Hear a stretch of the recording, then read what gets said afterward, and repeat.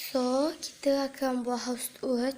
Ini dari dapur, ini dari belakang. Tak apa sebab kita orang biasanya nak dari belakang. Okey. Biasanya kita orang akan masuk ikut pintu belakang dan itu bilik air. Ini mesin basuh, ini ada borang. Tu jalan, ada korek kalau haus. Lepas tu ada sinki, lepas tu kita ada sampah.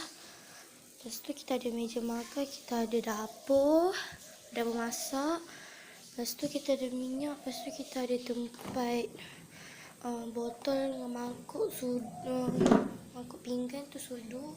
Okey, tu tempat apa-apa macam tu perencah-perencah. Yang ni dekat dalam peti ais. Tu dekat atas. Ini macam menunjuk aja ni. Ini macam buka house tour ni. Okey. Macam ni masuk. Lepas tu naik. Okey. Kalau tak nak pakai, tutup.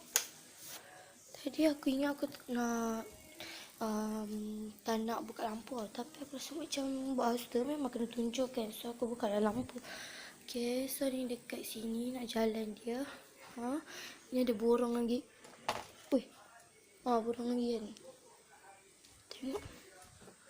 Alah ada burung. Ada burung. Sekejap aku turun dulu. Okey, dah tu. Okey, kita naik. Takutlah burung ni. Okey, ni nak lalu dia. Okey. Ni ada bilik. Bilik atuk nenek aku. Ini bilik sepupu aku. Bilik dia orang. Ini ada gambar. Bawah ada gambar. Ini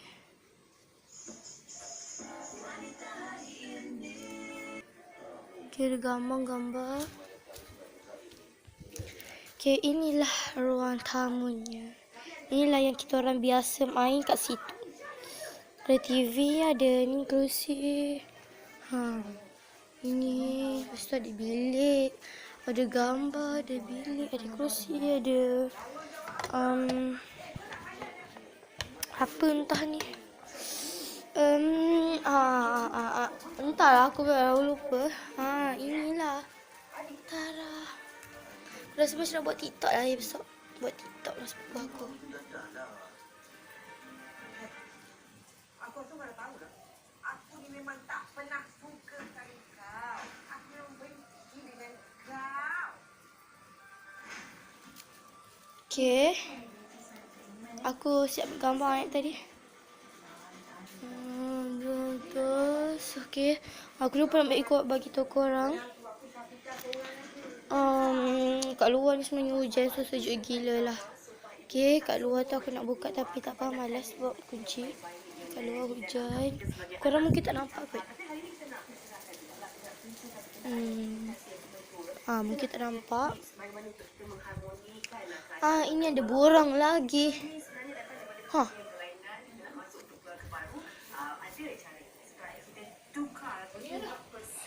Tak tahu.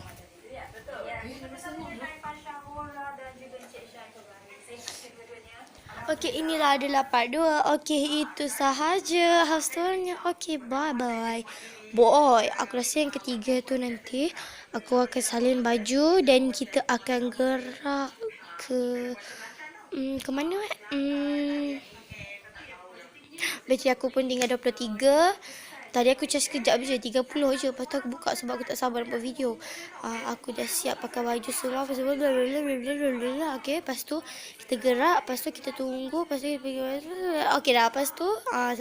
Okey, part 3 nanti. Okey, part 3. Okey, bye.